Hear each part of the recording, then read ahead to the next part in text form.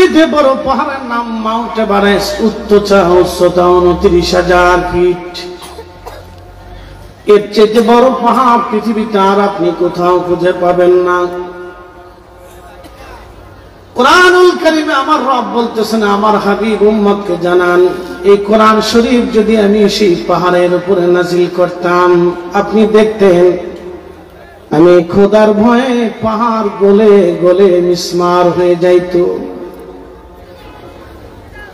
এই কোরআন শরীফ 23 বছরের জীবনে 22,000 বার জিবরাইলের আগমনে, 114টি সূরার বিন্যাসে, 30টি পড়ার মাধ্যমে আমার আল্লাহ আমার রাসূল কারীমের কলব মুবারক আল্লাহ নাযিল করেছেন।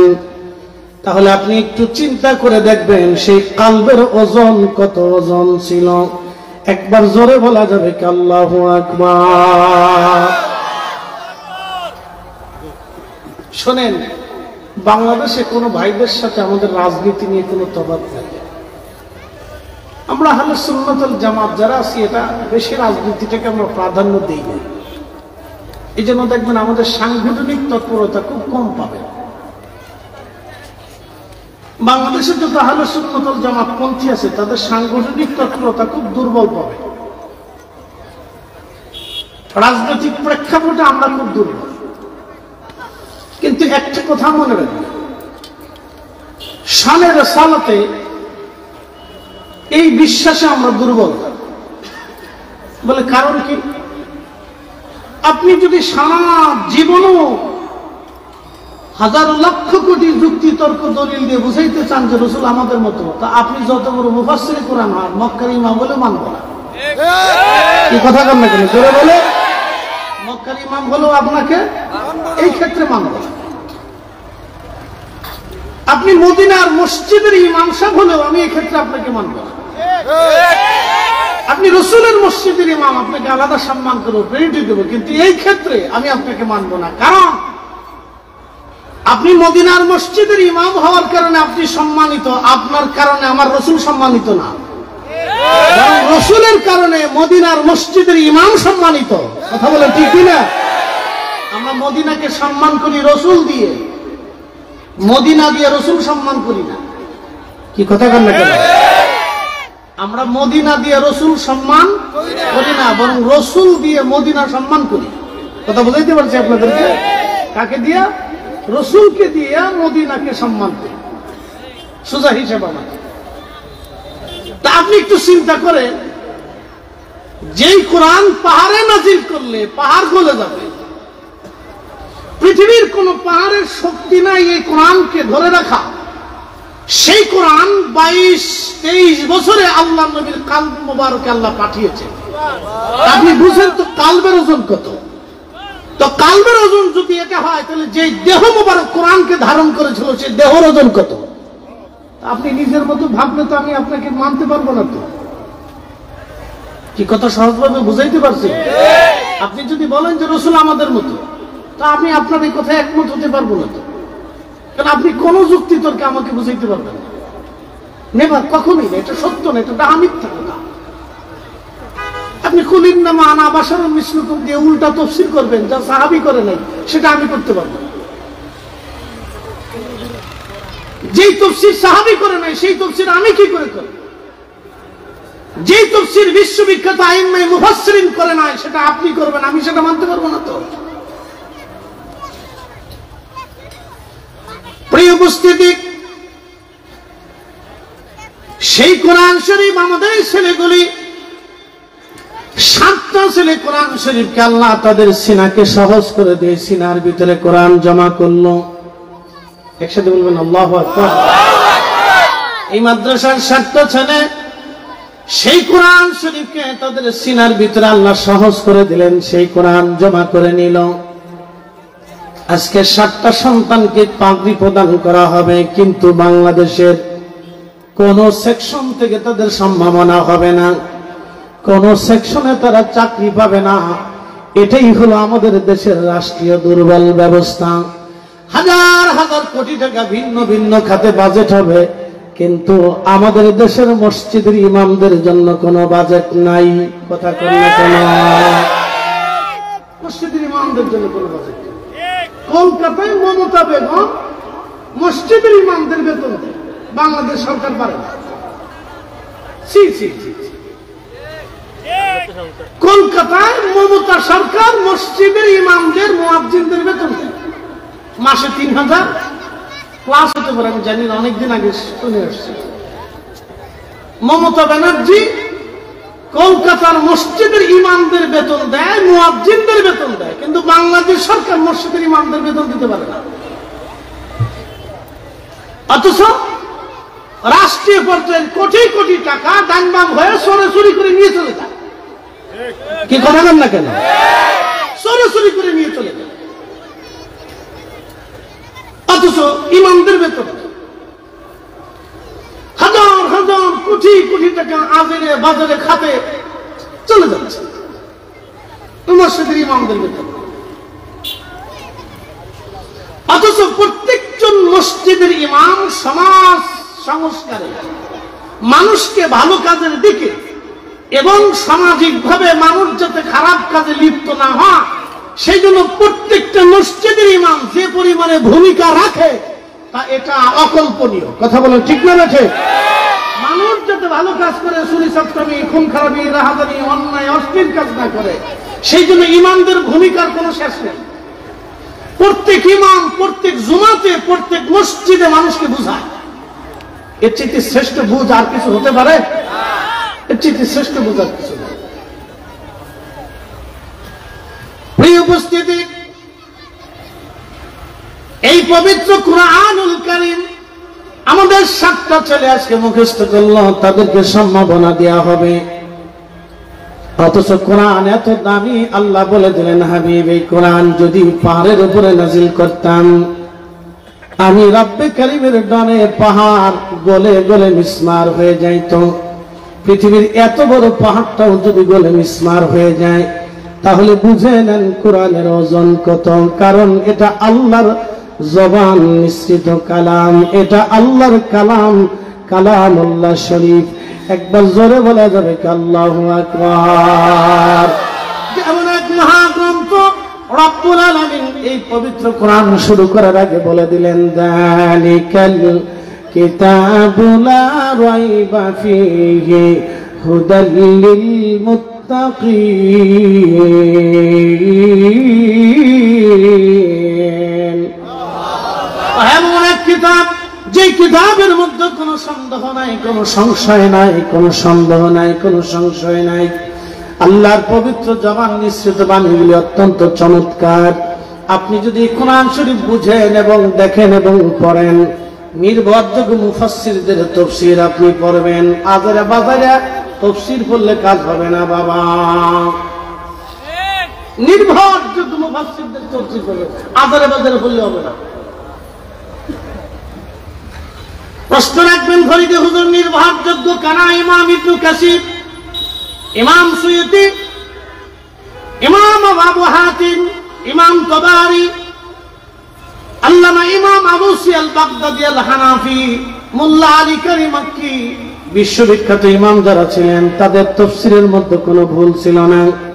তাদের ব্যাখ্যা অত্যন্ত চমৎকার করে তারা ব্যাখ্যা করেছেন। রাসূলের সুন্নাহ এবং হাদিস দিয়া, উলামা ইকরামের মতামত দিয়ে তারা ব্যাখ্যা করেছেন। তাদের ব্যাখ্যার উপরে পৃথিবীতে শ্রেষ্ঠ ব্যাখ্যা কারো নাই। আর কোরআনের সবচেয়ে বড় মুফাসসির যিনি, তিনি রাইসুল মুফাসসিরিন হযরত আব্দুল্লাহ ইবনে আব্বাস রাদিয়াল্লাহু আনহু যখন কোন তাফসীরের ব্যাখ্যা করেছেন, কোরআনের ব্যাখ্যা করেছেন, এই ব্যাখ্যার পরে পৃথিবীতে আর কারো ব্যাখ্যার প্রয়োজন হয় না। একসাথে বলবেন আল্লাহু আকবার। পৃথিবীর যত মুফাসসির তৈরি হোক, আব্দুল্লাহ ইবনে আব্বাসের জুতা আর ওজনের সমান হবে না, এক কথাই শেষ। পৃথিবীর যত মুফাসসির পৃথিবীতে জন্ম নিয়েছে, আব্দুল্লাহ ইবনে আব্বাস রাদিয়াল্লাহু আনহুমার কাছে কিচ্ছু না, সে কিচ্ছু না, সে কিচ্ছু না। তিনি এমন একজন মুফাসসির ছিলেন যিনি কোরআনের কোন আয়াতের তাফসীর করলে সাহাবায়ে কেরাম পর্যন্ত তাফসীর করে দেন। আপনি বুঝতে পারছেন সাহাবী কারা? বুঝে সাহাবী বুঝেই গিয়েছে সে সাহাবী কারা। কোরআনে আল্লাহ সাহাবীদের মর্যাদা নিয়ে লিখেছেন, আমিনু, তোমরা ঈমান আনো, কামা আমানান নাস, আমার রাসূলের সাহাবীরা যেইভাবে ঈমান আনছে তোমরা সেইভাবে ঈমান আনো। একসাথে বলবেন আল্লাহু আকবার। এরা সাহাবী, জোরে বলেন তারা কি? একসাথে বলেন তারা কি? সাহাবী। সেই দিন নির্ভর যারা ছিল তারা বলল কামা কম আনুমিনু কামা আমানাস সুফাহা, আমরা কি নির্বোধ আর বোকাদের মতো ঈমান আনবো? সেই দিন তারা হযরত বেলালকে বোকা মনে করলো, খাব্বাবকে বোকা মনে করলো, সুমাইয়া রাদিয়াল্লাহু আনহাকে বোকা মনে করলো, হযরত ইয়াসার রাদিয়াল্লাহু আনহুকে বোকা মনে করলো, হযরত জুরাইবকে বোকা মনে করলো, আবু হুরায়রাকে বোকা মনে করলো, আব্দুল্লাহ জিলবাজদাইনকে বোকা মনে করলো, আবু বকরকে বোকা মনে করলো, ওমর, উসমান, আলী, তালহা, জুবাইর, আব্দুর রহমান ইবনে সাদ বিন আবু ওয়াক্কাস, সাঈদ ইবনে জুবাইর, আবু উবাইদ ইবনে জাররাহ, গরীব গরীব সাহাবী সেই সময় কালেমা পড়েছিল, তাদেরকে বোকা মনে করলো। আল্লাহ সেই সময় জানিয়ে দিলেন, হে হাবিব আপনার উম্মতকে বলেন, আলা সাবধান, ইন্নাহুম হুমুস সুফাহা, যারা আপনি রাসূলের সাহাবীদেরকে নির্বোধ বলবে তারাই বোকা, তারাই বোকা, পৃথিবীতে তাদের মতো বোকা নাই। এই জন্য যারা সাহাবীদের সমালোচনা করে তারা বোকা, পৃথিবীতে তাদের মতো বোকা নাই, তারা নির্বোধ, তারা নির্বোধ। আল্লাহ বলেছেন, আমি বলি নাই, আল্লাহ বলেছেন তারা নির্বোধ। যারা সাহাবীদের সমালোচনা করে আল্লাহ বলেছেন তারা নির্বোধ। হুজুর আপনি সাবধান করে দেন, তারা নির্বোধ। আপনি রাসূলের সাহাবীদেরকে সমালোচনা যারা করবে তারা নির্বোধ। আমি বলিনি, কোরআন বলে দিয়েছে। এই বিষয়ে আপনাদেরকে সতর্ক থাকতে হবে। সাহাবী, আল্লাহ রাসূল বলেন, আল্লাহ আল্লাহ ফিয়া সাহাবী, হে আমার উম্মত তোমরা আল্লাহ আল্লাহ ফিয়া সাহাবী, সাহাবীদের ব্যাপারে তোমরা আল্লাহকে ভয় করো, আমার সাহাবীদের ব্যাপারে তোমরা আল্লাহকে ভয় করো। লা তাত্তাখিযুহুম গারাদাম মিন বা'দি, আমার ইন্তেকালের পরে আমার কোন সাহাবীর সমালোচনা করবে না, আমার কোন সাহাবীর ত্রুটি বের করবে না, আমার কোন সাহাবী সম্পর্কে বাজে মন্তব্য করবে না, আমার কোন সাহাবী সম্পর্কে তাদের ভুল ত্রুটি বের করে অন্বেষণ করে তাদের মন্দ বলবে না। ফামান আহাব্বাহুম ফাবিহুব্বি আহাব্বাহুম ওয়া মান আবগাদাহুম ফাবিবুগদি আবগাদাহুম। হে আমার উম্মত তোমরা শুনে রাখো, আমার কোন সাহাবীকে ভালোবাসলে আমাকে ভালোবাসা হবে, আমার কোন সাহাবীকে গালি দিলে আমাকে গালি দেওয়া হবে। একসাথে বলা যাবে না আল্লাহু আকবার? না না হয় না, আরো জোরে বলে, জোরে বলে আল্লাহ। সাহাবী, জোরে বলেন তারা কি? না না হয় না, আরো জোরে বলেন তারা কি? সাহাবী রাসূল, সাহাবী রাসূল, তারা সাহাবী। প্রিয় উপস্থিতি, খুব মনোযোগের সাথে কথাগুলি শুনবেন। আহা, এই কোরআনুল কারীম আমাদের এই বাচ্চাগুলি মুখস্থ করলো কেন? এই বাচ্চাদেরকে আপনারা সম্ভাবনা দেওয়ার জন্য আজ বসে গেলেন। আমি একজন বিশ্ববিখ্যাত বাচ্চার জীবনী আপনাদেরকে শোনাবো। তার নাম সুলতান মাহমুদ গজনবী। সুলতান মাহমুদ গজনবী রাহিমাহুল্লাহ গজনী সাম্রাজ্যের সুলতান ছিলেন। বর্তমান আফগানিস্তান এবং উজবেকিস্তান, তাজিকিস্তান, তুর্কমেনিস্তান, এরপরে পাকিস্তান, ইরানের বেলুচিস্তান থেকে শুরু করে পৃথিবীর বিশাল একটা অংশের বাদশাহ ছিলেন তিনি। পৃথিবীর এক বিরাট শক্তিশালী বেল্টের বাদশাহ তিনি ছিলেন সুলতান মাহমুদ গজনবী। ওনার আদত ছিল রাত্রিবেলা ঘুরে ঘুরে দেখতেন প্রজারা খায় কি খায় না, ঘুমায় কি ঘুমায় না। সুলতান মাহমুদ গজনবী খোলাফায়ে রাশিদিনের চরিত্রে রাজ্য পরিচালনা করার চেষ্টা করতেন। তিনি আমাদের মুসলিম মিল্লাতের একজন সম্মানিত বাদশা সুলতান মাহমুদ গজনবী রাহিমাহুল্লাহ। তিনি রাতের আধারে স্বর্ণের প্রদীপ হাতে নিয়ে বের হয়ে গেলেন ছদ্মবেশে। ঘুরতে ঘুরতে তিনি একটা বাজারে চলে গেলেন। বাজারে যাওয়ার পরে সুলতান মাহমুদ দেখলেন একটা ছেলে দোকানদারের প্রদীপের পাশে বসে বসে বসে বসে কিতাব পড়তেছে। ওই ছেলেটা যখন কিতাব পড়ে সুলতান মাহমুদ গজনবী জিজ্ঞেস করলেন, বেটা তুমি যে দোকানদারের প্রদীপের আলো হাওলাত করে কিতাব পড়তেছ, তোমার কি কোনো প্রদীপ নাই?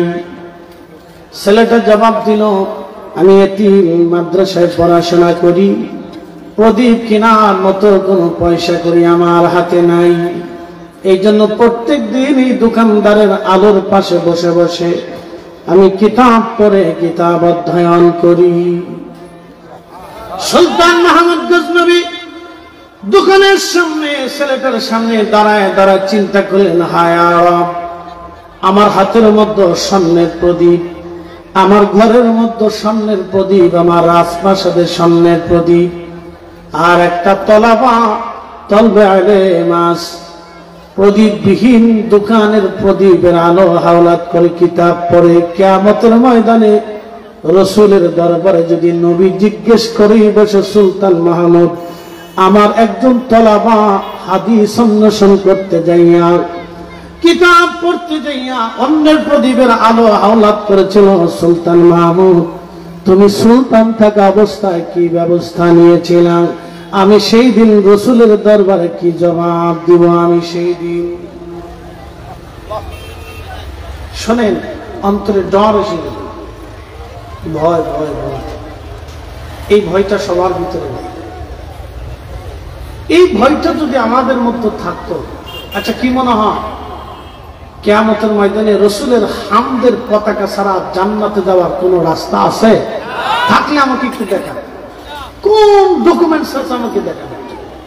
পৃথিবীর কোন রসুল করিমের কোন হাদিস গ্রন্থের ভিতরে, কোন হাদিসের পেনা পৃষ্ঠার ভিতরে আছে আমাকে একটু দেখান যে আপনি রসুল করিমের হামদের সুপারিশের পতাকার মাধ্যম ব্যতীত, রসুল ব্যতীত আপনি জান্নাতে যাবেন, আমাকে দেখাই দিত। দেখেন আমাকে পৃথিবীর কোরআনের কোন পৃষ্ঠার ভিতরে আপনি আমাকে দেখাবেন যে রসুল ব্যতীত আপনি জান্নাতে যাবেন। আল্লাহ নবী বলেছেন, হে উম্মত তোমরা শোনো, আমি রসুল সবার আগে 70,000 উম্মত নিয়ে আমি নবী আগে জান্নাতের তালা খুলব। আমার আগে, আমার উম্মতের আগে কেউ জান্নাতে যেতে পারবে না, পারবে না, পারবে না। কোন উম্মতকে কোন নবীকে আল্লাহ প্রায়োরিটি দেয় নাই, শুধুমাত্র তোমাদের নবীকে আল্লাহ দিয়েছে।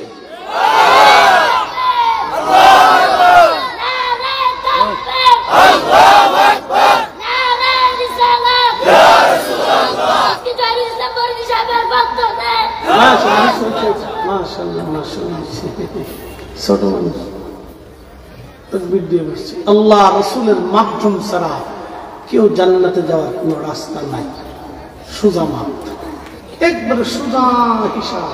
এই জন্য পৃথিবীর যত বুজুর্গ ছিলেন সবাই রসুলকে খুশি করার চেষ্টা করতেন। যদি হুজুর কোন দলিলে? কোরআনের দলিলে, আমাদের দলিলে, কোরআনের দলিলে আল্লাহ ওয়াজ করবেন। চূড়ান্ত ভাবে আল্লাহ ফয়সালা দিয়ে দিচ্ছে।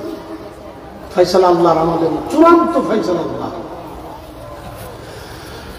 قل إن كنتم تحبون الله فاتبعوني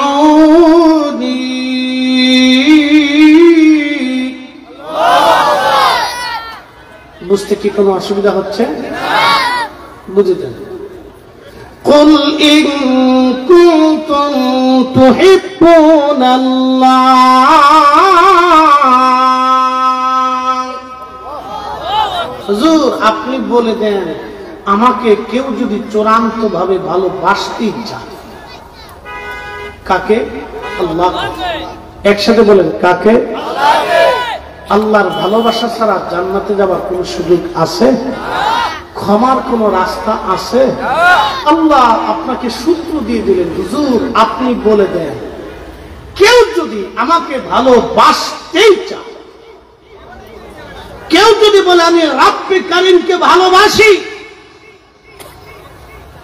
কেউ যদি বলতে চায় এবং প্রমাণ করতে চায় যে হুজুর আমি আল্লাহকে ভালোবাসে, তাহলে আপনি তাকে বলুন ফাত্তাবিউনি। সে চূড়ান্ত ভাবে আপনি রসুলকে মেনে নিতেই হবে। তার জীবনের ইত্তেবা থেকে, কলিজার ভিতর থেকে ভালো থেকে, নিজের জান দিয়ে হলো আপনি রসুলকে সর্বোচ্চ প্রায়োরিটি যে দিবে, হাবিব আপনি বলে দেন, আপনি বলে দেন সে আল্লাহকে ভালোবাসে। একসাথে হবে না? জোরে বলবেন সুবহানাল্লাহ। ফয়সালা আমাদের না আল্লাহ? যদি বলেন যে আমি আল্লাহকে ভালোবাসি, আপনার জীবনের সবকিছু আল্লাহর জন্য, তাহলে আপনাকে রসুল প্রায়োরিটি দিতে হবে। নতুবা ভিন্ন কোন রাস্তা আল্লাহ রেখে দেয় না, কোন রাস্তা রেখে দেয়। আপনি দেখান কোরআনের কোন আয়াতে আর ভিন্ন রাস্তা দেখেছে, আমাকে দেখে দেবে। ভিন্ন কোন সূত্র আল্লাহ দেয় নাই, ভিন্ন কোন রাস্তা দেয় নাই। আপনার জীবনের সব কিছু থেকে প্রায়োরিটি আল্লাহ নবীকে দিতেই হবে। সব কিছু থেকে রসুলকে প্রাধান্য দিতেই হবে। আপনাকে রসুল প্রাধান্য দিতেই হবে, তাতে ইত্তেবা দিয়ে হোক, জীবন দিয়ে হোক, কলিজার ভিতর থেকেই হোক, যেইভাবে হোক আপনাকে রসুল প্রাধান্য দিতেই হবে। আল্লাহ বলে দিলেন, হাবিব আপনাকে প্রাধান্য দিতেই হবে। যে আপনাকে প্রাধান্য দিবে, ইউহিব্বুকুমুল্লাহ, আমি আল্লাহ ওয়াদা করলাম আমি তাকে ভালোবাসব। একসাথে বলেন আল্লাহু আকবার। সূত্র কি আমাদের না আল্লাহ? মানা না মানা আপনাদের। পৃথিবীর সবাই আল্লাহ মানে, তার বিষয় জানে। পৃথিবীর সবাই দিন মানে, তার বিষয় নেই। বাংলাদেশের কোটি কোটি মানুষ দিন মানে না। যদি বিশ্বাস না করেন, ঢাকা শহরে কনসার্ট হয়, ঢাকা স্টেডিয়াম মাঠে। আপনি দেখেছেন যে এদেশের কত নারী বেহায়া, গুলশান, বনানী, ঢাকা শহর থেকে বড় বড় ফ্ল্যাট আর বিল্ডিং থেকে বড় বড় হায়ার এডুকেটেড পার্সন, ধনী আদর দোলালিরা জিন্সের প্যান্ট পরে বাপ রে বাপ শাক গায়ে দিয়ে লক্ষ লক্ষ যুবকের ভিড়ে চলে আসলো গান শোনার জন্য পাকিস্তানি এক শিল্পী। আরে আপনি নাউজুবিল্লাহ বলতেছেন, কুমিল্লাতে একটা কনসার্ট দিয়ে দেখেন, তারপরে বলবেন যে আউজুবিল্লাহ। যে কুমিল্লাতে এত বেহায়া নারী আছে আগে জানতাম। আপনি দিয়ে দেখেন একটা, আপনি কুমিল্লাতে একটা দিয়ে দেখার পরেই বুঝবেন যে কুমিল্লার ঘর থেকে কত নারী যুবতী কনসার্টে যায় গান শোনার জন্য। আপনি দেখবেন, দিয়ে দেখেন, তাহলে বুঝবেন যে নাউজুবিল্লাহ আউজুবিল্লাহ পরে হিসাব যে দেখবেন যে কত বিনোদ। কি ভাবতেছে? এর অর্থ হচ্ছে এদেশের এখনো কোটি কোটি মানুষ দিন মানেই না। কথা ঠিক আছে না ভাই? এখনো কোটি কোটি মানুষ দিন মানেই না। শুধু মুখে বলে হ্যাঁ দিন আল্লাহ, এই মুখে পর্যন্ত। হ্যাঁ হুজুর ঠিক আছে, ঠিক আছে হুজুর, ঠিক আছে হুজুর, ঠিক আছে। যখন ওয়াজ করবো নারীরা বেফর থাকবে, হুজুর ঠিক আছে, ঠিক কইছেন। কিন্তু নিজের বউ শেষ পর্যন্ত সাজাই গোজাই মোটরসাইকেলের পিছনে চলাইয়া হুড়ুত হুড়ুত করে রাস্তায় চলে, দোস্ত তোর ভাবি নিয়ে ঘুরতে যেতেছি, তখন আর নিজের কাছে দিন নেই। যখন আমরা মোটরসাইকেল লেখা হুজুর ঠিক আছে, ঠিক আছে কয়ে নিজের বউ নিজে নিয়ে ঘুরতেছে। ঠিক আছে, কি উপস্থিতি, এগুলো দুঃখে পড়তেছে আমাদের দেখা। তো দিন সবাই মানে না, এই জন্য আমাদের কোন আফসোস নেই। বলে হুজুর কেন আফসোস নেই? কবরে আপনার জন্য আমি জিজ্ঞাসিত হব না, আমার জন্য আপনি জিজ্ঞাসিত হবেন। আমি যদি অপরাধ করি তাহলে আমাকেই উত্তর দিতে হবে। আপনি অপরাধ করলে কবরে আপনাকে তার জবাব দিতে হবে। কথা ঠিক আছে না বাবাজি? সত্য। প্রিয় বুড়িচংবাসী, খুব মনোযোগ দিবেন। সুলতান মাহমুদ গজনবী দাঁড়ায় দাঁড়ায় চিন্তা করলেন, হ্যাঁ রব আমি কি জবাব দিব আমার রসুলের দরবারে দাঁড়িয়ে? যদি রসুল আমাকে জিজ্ঞেস করেন আমি কি উত্তর দিব? সুলতান মাহমুদ গজনবী হাতের মধ্যে যে স্বর্ণের প্রদীপটা ছিল, স্বর্ণের প্রদীপটা বাচ্চাদেরকে দিয়ে দিলেন। বাচ্চাটাকে দিয়ে বললেন, বেটা তোমাকে আমি একটা স্বর্ণের প্রদীপ দিলাম, এই প্রদীপ জানায় কালকে থেকে কিতাব পড়বা। এই প্রদীপটা দান করার পরে সুলতান মাহমুদ গজনবী রাহিমাহুল্লাহ চলে গেলেন। রাজপ্রাসাদে ঘুমিয়ে আছেন, স্বপ্ন দেখতেছে রাহমাতুল লিল আলামিন সুলতান মাহমুদের রুমে, তার প্রাসাদে, তার বিশ্রামাগারে, তার বেডরুমে, সুলতান মাহমুদের বেডরুমে আল্লাহর হাবিব প্যারা মেহবুব নবী তশরিফ এনেছেন। একবার জোরে বলা যাবে কি মারহাবা? সহিহ বুখারীতে কিতাবুর রুইয়াতে নবীজি বললেন, মান রাআনি ফিল মানাম, কেউ যদি স্বপ্নে আমাকে দেখো, মান রাআনি ফিল মানামি ফাকাদ রাআল্লাহ, কেউ যদি স্বপ্নে আমাকে দেখো তাহলে ভাববা আমি নবী বাস্তব তোমার সঙ্গে দেখা দিয়েছি। পৃথিবীর সমস্ত মানুষের স্বপ্ন একরকম, আমার রাসূলের স্বপ্ন ভিন্ন রকম। আপনার বাবা আপনার স্বপ্নে আসলে বুঝবেন আপনার বাবা বাস্তবে আসে নাই, কিন্তু রাসূল যদি স্বপ্নে আসে তাহলে বুঝবেন বাস্তব এসেছে। একবার জোরে বলা যাবে কি আল্লাহু আকবার। এর অর্থ হচ্ছে কি, আপনাদেরকে হাদিস থেকে একটা মাসালা বুঝিয়ে দিয়ে যাব। 1450 বছর ধরে রাসূল স্বপ্ন দেখেন উসমান গনি জিন্নুরাইন শহীদ হয়ে যাবেন। তিনি যেই দিন তিনি শহীদ হবেন, মসজিদের ভিতরে বিদ্রোহীরা দুর্বৃত্তরা তাকে শহীদ করেছিল। উসমান গনি জিন্নুরাইন রাদিয়াল্লাহু তাআলা তিনি কোরআন শরীফ পড়তেছিলেন ফজরের পরে। কোরআন শরীফ পড়তে পড়তে মসজিদে তিনি হেলান দিয়ে ঘুমিয়ে পড়লেন। স্বপ্নের ঘরে দেখতেছেন রাহমাতুল লিল আলামিন আসছে। নবীজি উসমানকে ডেকে বলেন, উসমান কেমন আছো? বলে, ইয়া রাসূলুল্লাহ, দুনিয়ার জঞ্জাল আর ভালো লাগে না। উসমান, তুমি কি দুনিয়াতে থাকবা না চলে আসবা? উসমান গনি জবাব দিলেন, ইয়া রাসূলুল্লাহ, দুনিয়াতে আর আমার এই জঞ্জাল ভালো লাগে না, থাকতে মন চায় না। নবী বলেন, উসমান তাহলে তুমি চলে আসো, তুমি তো রোজা আছো, আজকে তুমি শহীদ হয়ে যাবা। উসমান, আমরা দুইজন জান্নাতে তোমাকে নিয়ে আমি সন্ধ্যাবেলা ইফতার করব, একসাথে বলেন আল্লাহু আকবার। আপনি একটু বুঝেন তো, উসমান রাদিয়াল্লাহু আনহু রোজা রাখছে, এটাও দরবারে রিসালাতে খবর আছে। আপনি এগুলোকে ছোট করে দেখার তো সুযোগ নেই, এগুলো ছোট করে দেখার কোন সুযোগ নেই। শোনেন, আজকে আপনাদেরকে বলব, পৃথিবীর রাজারা রাজত্ব করেছিল রাষ্ট্রীয়ভাবে আইন জনগণকে শাসন করার জন্য। বর্তমান যিনি আমাদেরকে শাসন করতেছেন তিনি রাষ্ট্রীয় সাংবিধানিক রুলে বাংলাদেশ পরিচালনা করতেছেন। আগে যারা রাজা বাদশা ছিল, রাজা বাদশারা তাদের রাজত্বের আইনে নিজস্ব গতিতে তারা রাষ্ট্র পরিচালনা করত। মুসলিম রাজারা কিছু কিছু ক্ষেত্রে ইসলামী বিধানে রাষ্ট্র পরিচালনা করত।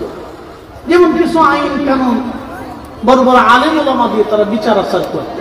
যেমন উসমানী খেলাফত, আব্বাসীয় খেলাফত, উমাইয়া খেলাফত, ফাতিমীয় খেলাফত, সেলজুক সাম্রাজ্যের বড় বড় রাজা বাদশা যারা ছিলেন তারা আলেমদেরকে প্রায়োরিটি দিত এবং আলেমদেরকে দিয়ে বিচার আচার করাইত, যেটা বর্তমান সিচুয়েশনে নাই।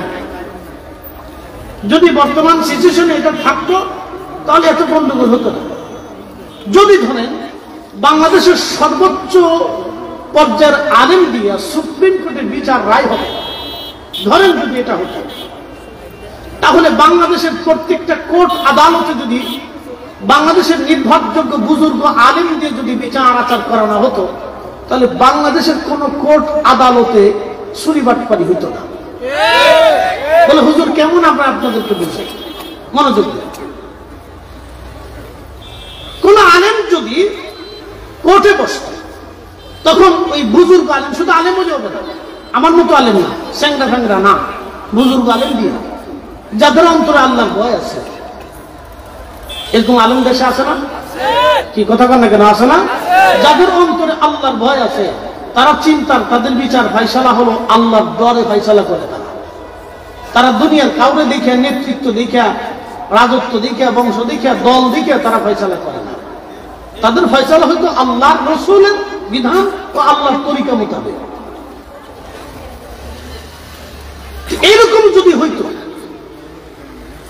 তাহলে বাংলাদেশে এই বহু বিচার, যেমন আমি আপনাদেরকে একটা ছোট্ট উপমা দিই। আমাদের দেশে অনেক ভাই আছে বোনের জমি বুঝাই দেয়, কি কথা কেন আসে বহু ভাই আছে বনের জমি বুঝাই না। আচ্ছা বলেন, বন জমি পায় কার আইনে? একসাথে বলতে হবে, জোরে বলেন। না না, জোরে বলেন। বন জমি পায় আল্লাহর আইনে এবং রাষ্ট্রের আইনও আছে। তো বনে জমি পায়, জমি ভাই বুঝায় না বুঝায় না বুঝায় না, বনে মামলা করছে। সেই মামলা আদালত ঘুরাইতে ঘুরাইতে ঘুরাইতে ঘুরাইতে ঘুরাইতে ঘুরাইতে 10 বছর গেছে। এখন আমার প্রশ্ন, বনে জমি পায় আল্লাহর আইনে, বনে জমি পায় রাষ্ট্রের আইনে, 10 বছর এই মামলাটা ঘুরলো কেন?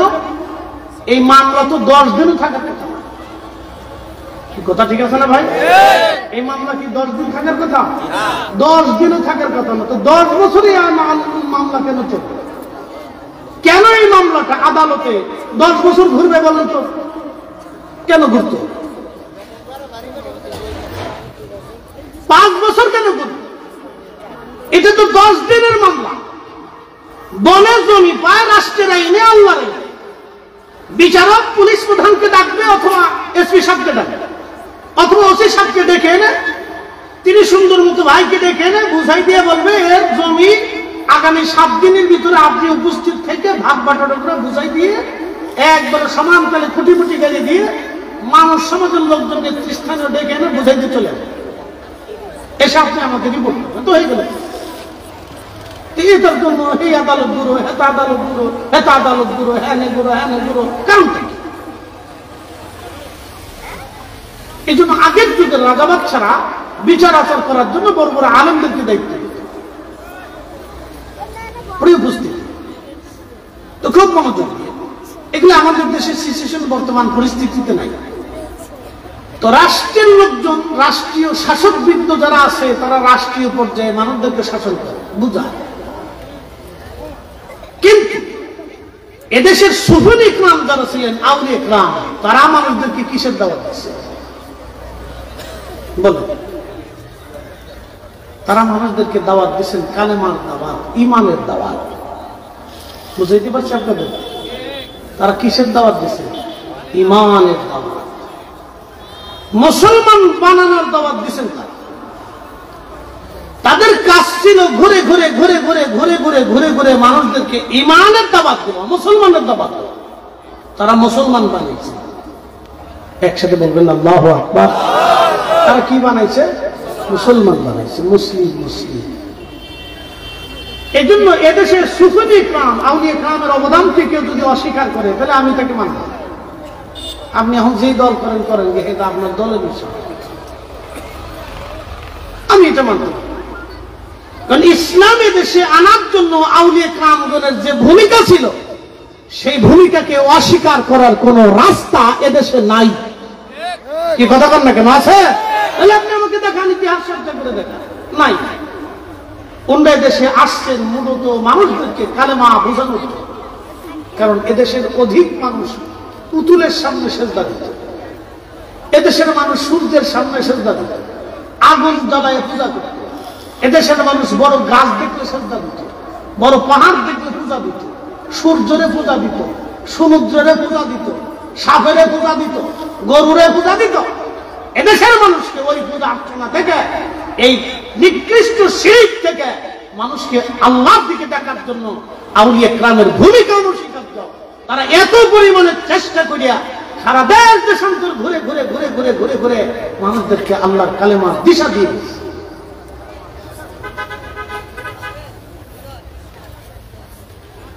প্রিয় উপস্থিতি, সুলতান মাহমুদ গজনবী রাহমাতুল্লাহ আলাইহি রাত্রিবেলা ঘুমায়। আল্লাহর নবী স্বপ্নে এসে বললেন, সুলতান, তুমি আজকে একজন তলাবাকে সম্মান করেছ, সুলতান একজন তলাবাকে ইজ্জত দিয়েছ। সুলতান মাহমুদ গজনবী, আমি রাসূল তোমাকে একটা সুসংবাদ দেওয়ার জন্য আসলাম। তুমি আজকে একজন আমার তলাবাকে সম্মান করেছ। সুলতান, তুমি তাকে সম্মান করো নাই, মূলত তুমি আমি রাসূলকে সম্মান করেছ। ও সুলতান, আমি রাসূল দোয়া করে দিয়ে গেলাম, আল্লাহ দুনিয়া এবং আখিরাতে তোমাকে সম্মানিত করবে। একবার জোরে বলা যাবে কি সুবহানাল্লাহ?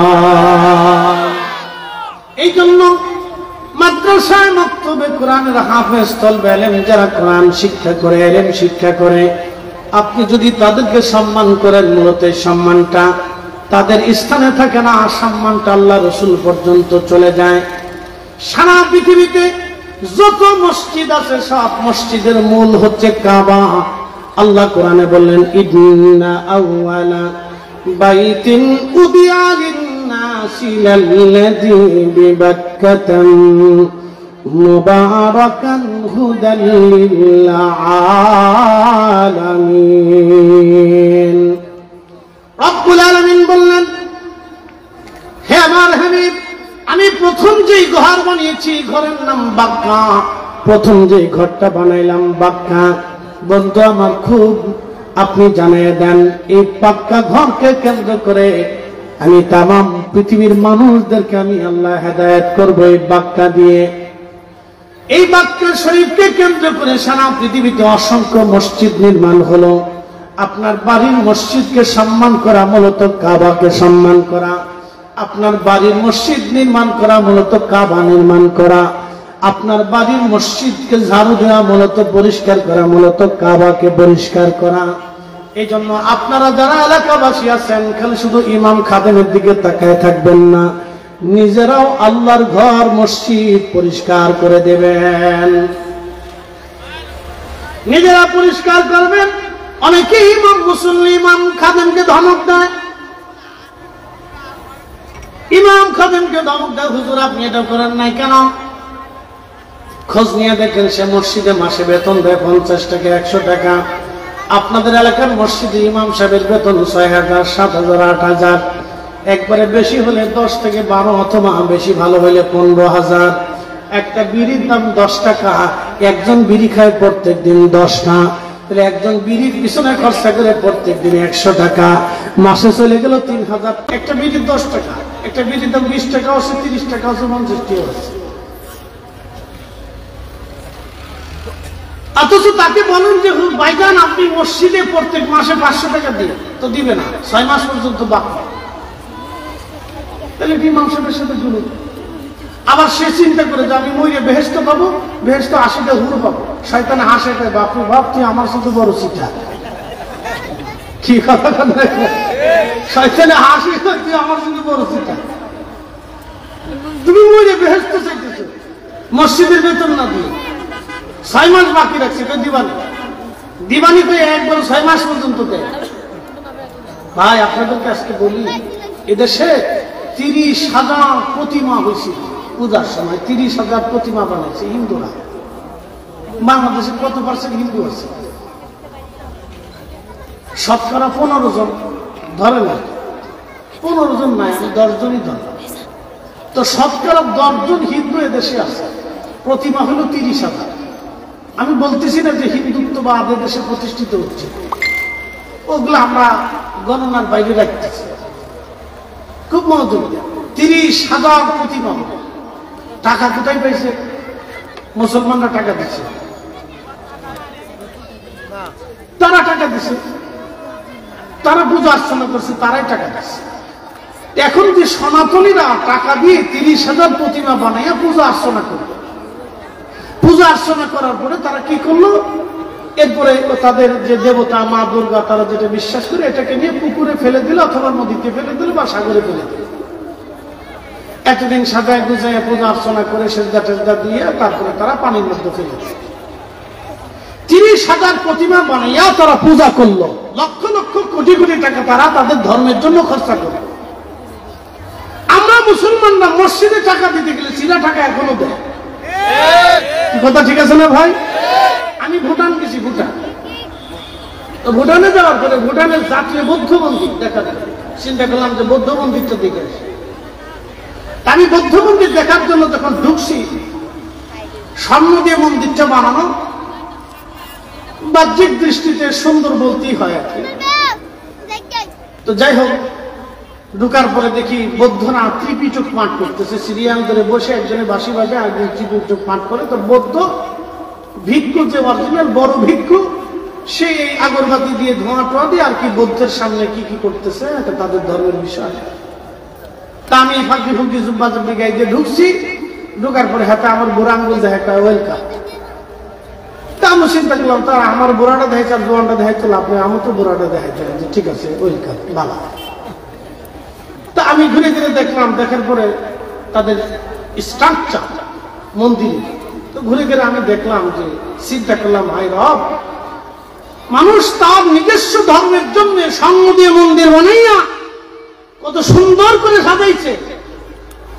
আর আমাদের দেশে আমরা মুসলমানরা মসজিদ মাদ্রাসার জন্য টাকা কালেকশন করতে গেলে আমরা বুবা বানা ফেলে দেয়, গান শেষ করে ফেলে দেয়, ভাই দেন, আব্বা দেন, খালু দেন, মামা দেন, বুবা দেন, মা রে, শাশি রে, সোনা রে, বুবা রে, খালু রে, কত ফামড়ে ফুমড়ে দিয়ে নাড়ে তকবির তকবির দিয়ে সিললেন টিললেন দিয়ে ফাম করতে দিয়ে বেহেশত 14টা দিয়ে একবার 14 গোষ্ঠী জান্নাতে ফাটাই দিয়ে তারপরে টাকা নেয়।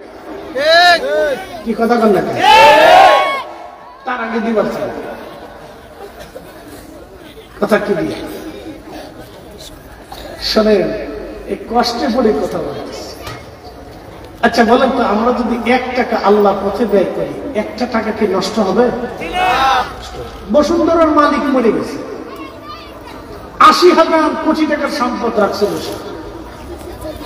আমার এক তথ্য জানা মতে, সঠিক মিথ্যা আমি জানি, ধরে নেই 50,000 কোটি দল, 50,000 কোটি টাকা 1,000 টাকার বান্ডিল করে বস্তা করে দিলে আপনারা যারা আছেন এখানকার মানুষ নিয়ে সারতে পারবেন না, এত টাকা।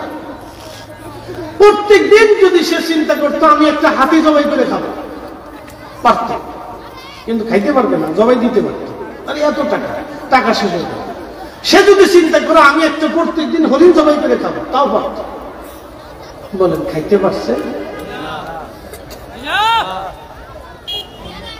কষ্ট হইতেছে কি আপনার? খাইতে পারছে? আল্লাহ সিদ্ধান্তের বাহিরে আপনি 1 ঢোক চা বেশি খেতে পারবেন? একটা ভাতের দানা বেশি খেতে পারবেন? যদি বিশ্বাস করে থাকেন তো মানুষ সুদ খাইতে। আপনি আল্লাহর সিদ্ধান্তের বাহিরে একটা ভাতের দানা বেশি খাওয়ার সুযোগ কোনো মানুষের নাই। যদি মানুষ এই বিশ্বাস করে যে রবের প্রতি আমার এই বিশ্বাস আছে, তাহলে মানুষ সুদ খাই কেন, ঘুষ খাই কেন? মানুষ বুঝে না নিজে যে আমি কি লেগে খাই, সে খেতে পারবে না। ব্যাংকে 1,000 কোটি টাকা থাকবে, খেতে পারবে না। ফয়সালা কার? আল্লাহ ফয়সালা। وترزق من تشاء بغير حساب।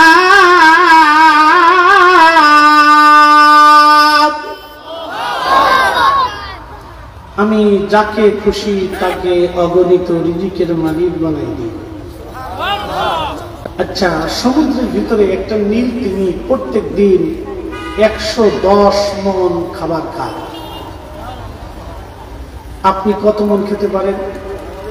1 পোয়া চালের ভাতের বেশি খাওয়ার সুযোগ আপনার আমার নাই। যারা কাজ করে তারা হলো খেলে খেতেও পারে।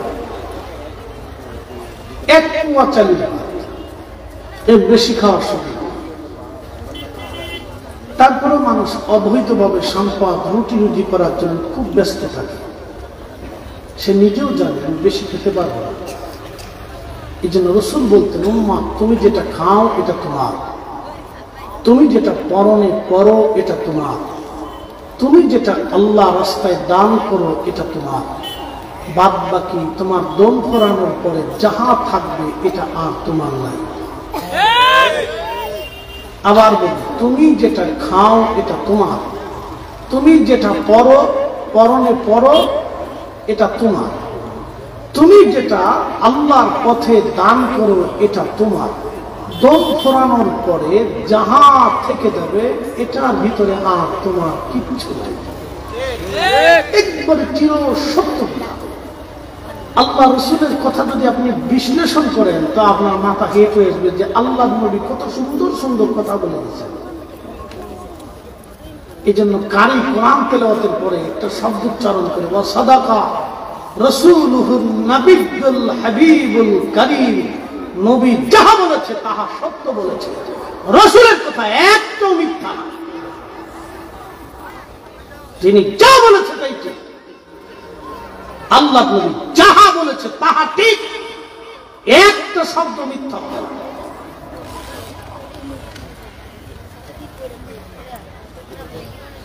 বরিচংবাসী,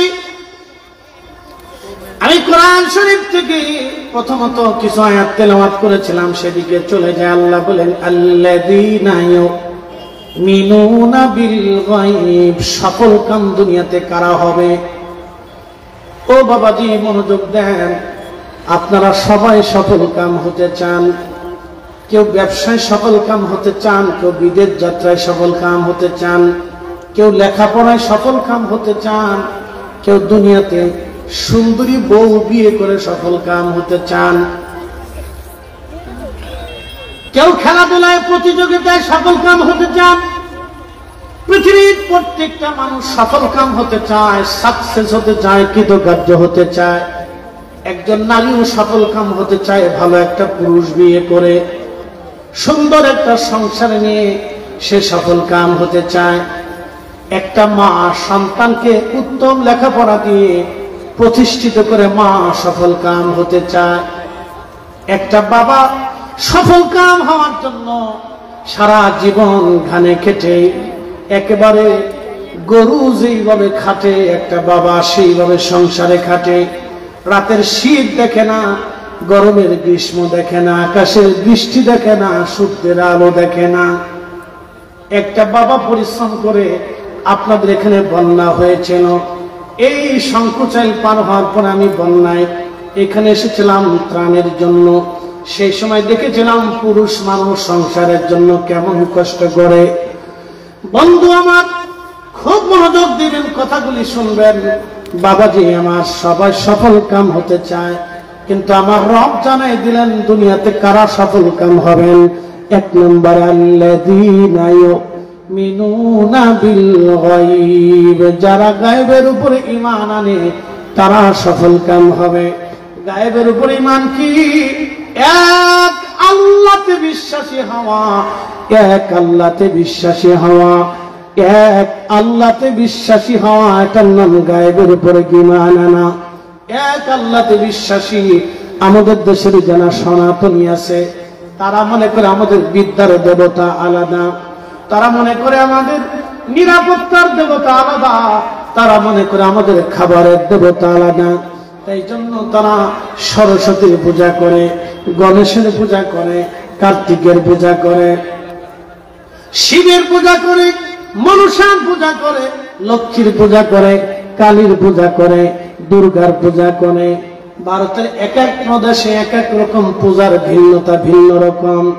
আপনি ইন্ডিয়ার সারা ইন্ডিয়া যদি ঘুরে ঘুরে দেখেন, ভিন্ন ভিন্ন স্থানে ভিন্ন ভিন্ন পূজা করে।